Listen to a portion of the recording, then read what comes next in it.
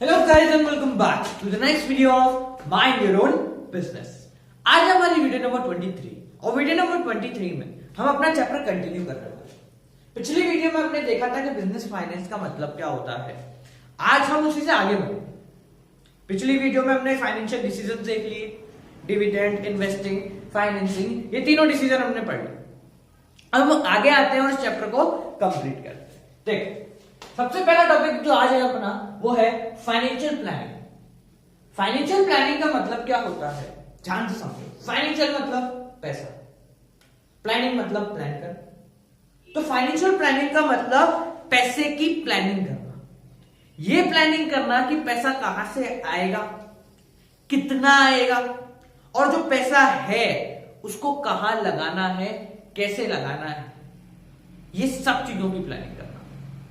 Financial planning का मतलब money से रिलेटेड कि मेरी ऑर्गेनाइजेशन में कितना पैसा आएगा, कितना रहेगा, कितना जाएगा, ताकि न तो पैसा कम पड़े और न ही पैसे का वेस्ट। ठीक है, तो financial planning means deciding in advance how much to spend on what to spend according to the fund at our disposal. वापस सुन लो, फाइनेंशियल प्लानिंग का मतलब it means deciding in advance how much to spend on what to spend, कितना खर्चा करना है, किस पे खर्चा करना है, according to the fund at our disposal. According to the fund at our disposal यानी अपनी जेब में जितना पैसा है उसके अकॉर्डिंग। ठीक है, अब देखो, पैसे की प्लानिंग करना बहुत जरूरी है। सबको पता है कि महीने के हम सब करते हैं, हमारे जैसे फादर है, मदर है, जो भी लोग कमाते हैं वो सब पैसे की प्लानिंग करते हैं कि महीने के लास्ट में इतना पैसा आएगा या महीने की पहली तारीख को इतना पैसा आएगा। उस पैसे का क्या करना है, कितना पैसा रखना है, कितना पैसा सेव करना है, कितना पैसा डे टू डे एक्सपेंसेस में जाएगा और कितना पैसा कहीं जाके इन्वेस्ट करना है, इसकी प्लानिंग करते हैं। तो यही है फाइनेंशियल प्लान कि ये डिसाइड करना कितना पैसा हम सेविंग के लिए रखेंगे, कितना पैसा हम day to day working capital उसमें लगाएंगे, रॉ मटेरियल इन सब में, और कितना पैसा बिजनेस को आगे बढ़ाने के लिए या फिर नए प्रोजेक्ट्स में या फिर किसी और कंपनी में इन्वेस्ट करेंगे। ठीक है, क्यों करते हैं financial planning? What are the objective of financial planning? क्यों करते हैं हम? घर में सोचो, हमारे फादर मदर क्यों प्लानिंग करते हैं?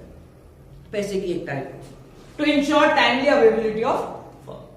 पहला, इसको मैं अपनी लैंग्वेज में लिख रहा हूं। अपनी लैंग्वेज में लिखने का मतलब हम खुद का एग्जांपल ले रहे हैं कि हम फैमिली में पैसे की प्लानिंग करते हैं। ये बिजनेस की लैंग्वेज में लिखना अपने को पेपर में, तो ensure timely availability of fund, कि जब भी जिस चीज के लिए पैसा चाहिए उस चीज के लिए पैसा मिल जाए। अगर सुबह उठ के मुझे नाश्ते के लिए 100 रुपए चाहिए तो वो मेरे को मिल जाए। अगर मुझे घर का राशन लाने के लिए 2000 रुपए चाहिए तो वो जब चाहिए वो मिल जाए। ऐसे ही बिजनेस में to ensure timely availability of fund का मतलब कि जब भी पैसा चाहिए फॉर बिजनेस को वो मिल जाए। रॉ मटेरियल के लिए चाहिए तो हाँ पड़ा हुआ है, ठीक है, और लेबर के लिए चाहिए तो हाँ पड़ा हुआ है, पर इसका मतलब ये नहीं कि हम फंड का वेस्ट करें। ठीक है, तो इसलिए second objective to reduce wastage of fund. जब हमने पहले से प्लानिंग कर ली तो जहां भी वेस्ट हो रहा है फंड का हम उसको बचा सकते हैं। Next, it covers both short term and long term finance. अब जो हम प्लानिंग करते हैं ये सिर्फ लंबे टाइम के लिए नहीं करते कि पैसा कहां लगाना है, ये शॉर्ट टर्म के लिए भी करते हैं, रोज के लिए भी करते हैं कि रोज कितना खर्चा होने वाला है एक फर्म में, रोज के लिए कितने वर्करों को कितना पैसा देना है, रॉ मटेरियल कितना आएगा, कितना जाएगा, और गाड़ी भाड़ा कितना है, ये सारी सब चीजों की प्लानिंग होती है। ठीक है, तो it includes both short and long term finance. ठीक है, आगे देखो, अब बात हम ये करते हैं तो हो गया कि हम क्यों कर रहे हैं। अब नेक्स्ट जो आता है वो है हमारा इंपॉर्टेंस, कि इंपॉर्टेंस क्या है, इसकी जरूरत क्या है करने की, या इसको करने से क्या क्या फायदे होते हैं हमको। सोच के देखना, अगर मैं पैसे की प्लानिंग कर रहा हूं पूरी कि इतना पैसा यहां है, इतना पैसा यहां नहीं, पैसा यहां से लाना है।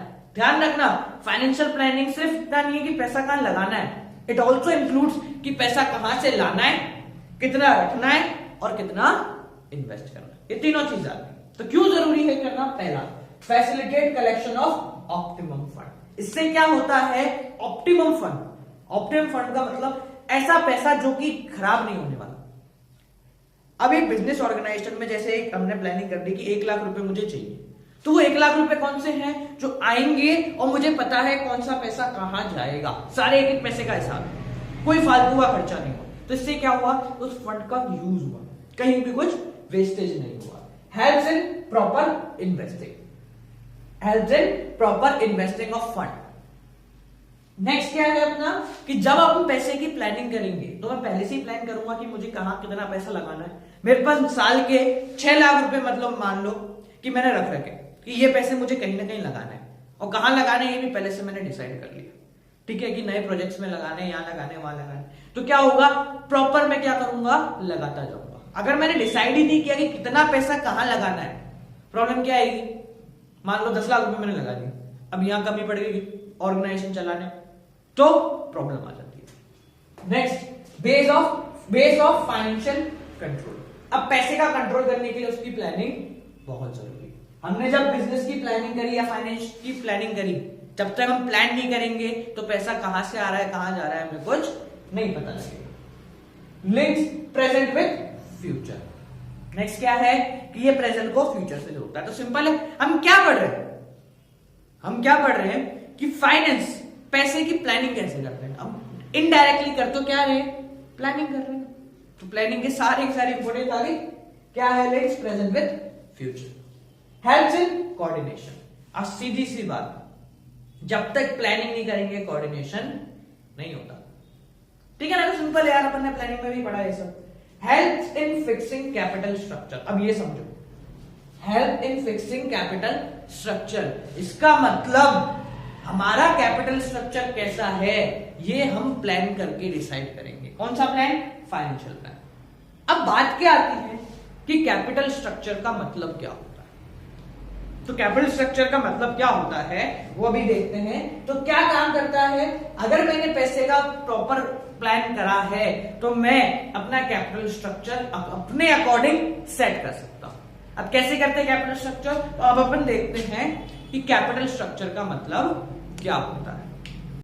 कैपिटल स्ट्रक्चर का मतलब क्या होता है वो समझो। It means the proportion of डेब्ट and equity used for financing the operation of business. इसका मतलब कि हमारे पास जो पैसा आने वाला है, हमने अभी तो पिछली वीडियो में देखा था फाइनेंशियल डिसीजन क्या होता है, कि हमारा जो पैसा आएगा वो कहां से आएगा। पैसा जो आएगा वो कहां से आएगा, पैसा आने की 2 जगह थी, या तो डेब्ट या इक्विटी। तो कैपिटल रेशियो का मतलब ही वैसा ही है। It means the proportion of डेब्ट and equity used for financing the operation of business, ठीक है। इसका फॉर्मूला सिंपल है, डेब्ट अपॉन इक्विटी। डेब्ट का मतलब क्या होता है, लोन। डेब्ट का मतलब क्या होता है, लोन। और इक्विटी का मतलब होता है शेयर्स के बदले। ये तो हो गया तुम्हारा लोन और ये हो गए तुम्हारे शेयर्स के बदले। लोन लेने का मतलब कोई ओनर नहीं है और इक्विटी का मतलब ये सारे ओनर। डेब्ट और इक्विटी दोनों क्या होते हैं ये मैंने पिछली वीडियो में बताया। तो इस वीडियो में हम आगे बढ़ेंगे और ये देखेंगे कौन कौन से फैक्टर्स हैं, कौन कौन से फैक्टर्स हैं जिनकी वजह से एक कंपनी अपना कैपिटल स्ट्रक्चर डिसाइड करती है, ठीक है। देखो, पहला कैश फ्लो पोजीशन, कि मेरी कंपनी की कैश फ्लो पोजीशन कैसी है, यानी कि कैश आ रहा है या जा रहा है, और आ रहा है तो कितने टाइम में आ रहा है और कितने टाइम में जा रहा है। अगर कैश फ्लो अच्छा है, टाइम टू टाइम रीपेमेंट हो रही है सबकी, तो मैं क्या करूंगा, मैं चाहूं तो लोन ले सकता हूं क्योंकि इंटरेस्ट चुकाने के लिए मेरे पास पैसा अवेलेबल है। अगर कैश फ्लो पोजीशन अच्छी नहीं है तो मुझे इक्विटी पे जाना पड़ेगा। नेक्स्ट, रिटर्न ऑन इन्वेस्टमेंट, मैंने जहां कहीं पैसा लगाया है वहां से रिटर्न आ रहा है या नहीं आ रहा। अगर वहां से प्रॉपर रिटर्न आ रहा है तो मैं लोन ले सकता हूं, अगर नहीं आ रहा, फंस रहा है पैसा, तो मैं इक्विटी के पास जा सकता हूं। नेक्स्ट, कॉस्ट ऑफ डेब्ट, कि लोन लेने के लिए कितना खर्चा हो रहा है, लोन लेने के लिए कितना खर्चा हो रहा है। छोटे मोटे खर्चे होते हैं ना, इसके पास जाना, उसके पास जाना, ये कागज वो कागज, अगर ज्यादा खर्चा हो रहा है तो मैं इक्विटी के पास चला जाऊं। इसी के साथ साथ दूसरा ये भी है कॉस्ट ऑफ इक्विटी, कि इक्विटी यानी कि शेयर इशू करने के लिए कितना खर्चा हो रहा है, कि प्रोस्पेक्टस डालो, शेयर एप्लीकेशन डालो, ये बहुत सारे काम होते हैं। तो इन दोनों को कंपेयर करूंगा, दोनों में से जो बढ़िया लगा वहां चला जाऊं। नेक्स्ट क्या देखना है, इंटरेस्ट कवरेज रेशियो। अभी ध्यान से समझो, इंटरेस्ट कवरेज रेशियो का मतलब क्या होता है कि तुम्हारा पैसा तुम्हारे इंटरेस्ट को कवर कर पाता है या नहीं। जैसे फॉर एग्जांपल इसका पहले फॉर्मूला देखो, earning before interest and tax upon interest. अब मतलब फॉर एग्जांपल मानते हैं कि मेरी अर्निंग हुई 1 लाख रुपए। कितनी हुई? 1 लाख। और मुझे जो इंटरेस्ट चुकाना है वो चुकाना है 10,000 रुपए। कितना चुकाना है? 10,000 रुपए। तो earning before interest and tax हो गया 1 लाख रुपए, इंटरेस्ट कितना है? 10,000। जब इसको डिवाइड करेंगे तो ये आएगा 10 टाइम्स। कितना आया ये? 10 टाइम्स। 10 टाइम्स का मतलब कि मेरी जितनी अर्निंग है उससे मैं 10 बार इंटरेस्ट दे सकता हूं, यानी मेरे पास पैसा अवेलेबल है। ये देखना, अगर मेरा इंटरेस्ट कवरेज रेशो अच्छा है, 10 टाइम्स, 20 टाइम्स, 30 टाइम्स है, तो मैं लोन ले सकता हूं, वरना फिर मुझे कहां भागना पड़ेगा? इक्विटी के पास। नेक्स्ट देखो, कंट्रोल। कंट्रोल का मतलब उस पैसे पे मुझे कितना कंट्रोल चाहिए। अगर सारा कंट्रोल मुझे ही चाहिए तो फिर मैं इक्विटी के पास जाऊंगा, क्योंकि जिससे लोन लूंगा उसको बताना पड़ेगा कि पैसा कहां पे लगाऊंगा। इसके साथ साथ बहुत सारे पॉइंट्स हैं, बहुत सारे हो सकते हैं कि पैसा कहां से लाना है। ठीक है, कि मार्केट में कंडीशन कैसी है, स्टॉक मार्केट की कंडीशन कैसी है। जितने अपन ने इससे पहले फाइनेंशियल डिसीजन के पॉइंट्स पढ़े थे, उसके फैक्टर्स पढ़े थे, वो सारे के सारे फैक्टर्स यहां पे इंप्लीमेंट होते हैं। तो उसमें कोई प्रॉब्लम नहीं है। वो सारे फैक्टर्स मैंने 6 बताए, 6 की जगह 10 भी है, 12, 15, कितने ही फैक्टर्स हम देख सकते हैं कि फ्लोटेशन कॉस्ट कितनी आ रही है, जो मैंने पहले पढ़ाया था, स्टॉक मार्केट की कंडीशन कैसी है, मेरे कॉम्पिटिटर ने क्या कर रखा है, बहुत सारी कंडीशंस हो सकते हैं। ठीक है, तो ये तो हुआ अपना ये वाला टॉपिक। इसके बाद 2-3 टॉपिक्स और रह गए, छोटे छोटे और खत्म करते हैं। ठीक है, तो अब अपन देखेंगे कि फाइनेंशियल लिवरेज क्या होता है। अपन ने बेसिक मोस्टली सारे टॉपिक खत्म कर लिए चैप्टर के, छोटे मोटे टॉपिक रह गए। पहला है फाइनेंशियल लिवरेज। फाइनेंशियल लिवरेज का एक और नाम है जिसको मैं कहता हूं ट्रेडिंग ऑन इक्विटी, कि मैं कहां पे ट्रेड कर रहा हूं, अपना व्यापार कहां कर रहा हूं? इक्विटी पे। यानी कि मोस्टली ज्यादातर पैसा मेरा क्या है? इक्विटी का है। तो फाइनेंशियल लिवरेज का मतलब प्रपोर्शन ऑफ डेब्ट इन टोटल कैपिटल। जितनी भी कैपिटल है, फॉर एग्जांपल मान लो मेरी कैपिटल 1 लाख रुपए और मेरे डेब्ट कितनी, यानी लोन मैंने ले रखा है मान लो 10,000 का, 10% हो गया 1 लाख का 10%, यानी कि मैं 90% किस पे ट्रेड कर रहा हूं? इक्विटी। तो फाइनेंशियल लिवरेज का मतलब प्रपोर्शन ऑफ डेब्ट इन ओवरऑल कैपिटल। ठीक है, छोटा सा टॉपिक।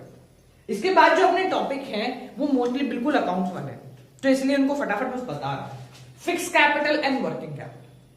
फिक्स कैपिटल का मतलब सबको पता है, it involves allocation of firm capital in long term assets and project, कि मैं लॉन्ग टर्म एसेट्स में कितना पैसा लगाता हूं, करंट फिक्स एसेट्स में कितना पैसा लगाता हूं, मशीन में कितना पैसा लगाता हूं। करंट एसेट्स का मतलब या वर्किंग कैपिटल का मतलब क्या होता है, समझना। वर्किंग कैपिटल का मतलब होता है current assets minus current liability. एक बार बता देता हूं वापस से। करंट एसेट्स का मतलब जो 2 महीने 3 महीने में खर्च हो जाते हैं, जैसे गुड्स हो गए, किसी को लोन दिया मैंने, वो सारी चीजें।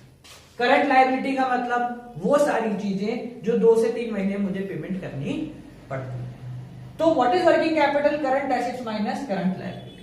अपनी भाषा में बोले तो वर्किंग कैपिटल का मतलब एक बिजनेस को चलाने के लिए, डे टू डे एक्टिविटीज के लिए जितना पैसा चाहिए वो वर्किंग कैपिटल कहलाता है। अब जो अपना टॉपिक है, वैसे तो यही पे अपना चैप्टर खत्म हो गया, पर छोटा मोटा टॉपिक है वो देखो कि कौन कौन से फैक्टर हैं जिनको देख के मैं डिसाइड करूंगा कि मेरी वर्किंग कैपिटल कितनी होनी चाहिए। बस ऐसे समझा रहा हूं, तुम समझ जाओगे बहुत आराम से, कोई प्रॉब्लम नहीं। वर्किंग कैपिटल कितनी होनी चाहिए, कौन से फैक्टर डिसाइड करते हैं? जैसे फॉर एग्जांपल मान लो अगर डे टू डे मुझे बहुत ज्यादा पैसा चाहिए तो मेरी वर्किंग कैपिटल भी क्या होगी? ज्यादा होगी, वरना कम होगी। और अगर मेरे बिजनेस के ऑपरेशंस बहुत छोटे से स्केल पे चलते हैं तो मेरी वर्किंग कैपिटल ज्यादा रखने की जरूरत नहीं। ठीक है, बड़े स्केल पे चलते तो वर्किंग कैपिटल बहुत ज्यादा होगी। ठीक है, बहुत सारे ऐसे फैक्टर्स हैं जो कि वर्किंग कैपिटल को डिसाइड करते हैं कि वर्किंग कैपिटल मुझे ज्यादा रखनी है, वर्किंग कैपिटल मुझे कम रखनी है या कितनी रखनी है। ये कॉमन से टॉपिक है, इनको ज्यादा समझाने की जरूरत नहीं, क्योंकि ये पूरा का पूरा पार्ट अपना कौन सा आ गया? अकाउंट्स वाला। तो गाइस ये थी हमारी आज की वीडियो नंबर 23, जिसमें अपन ने बिजनेस फाइनेंस वाला चैप्टर खत्म कर लिया। इस वीडियो के लिए इतना ही। इको में प्रॉब्लम हो तो इकोनॉमिक्स के लिए भी मेरा चैनल है with the name of economics on your tips. So guys keep on watching mind your own business for more videos, like comment share and subscribe and keep on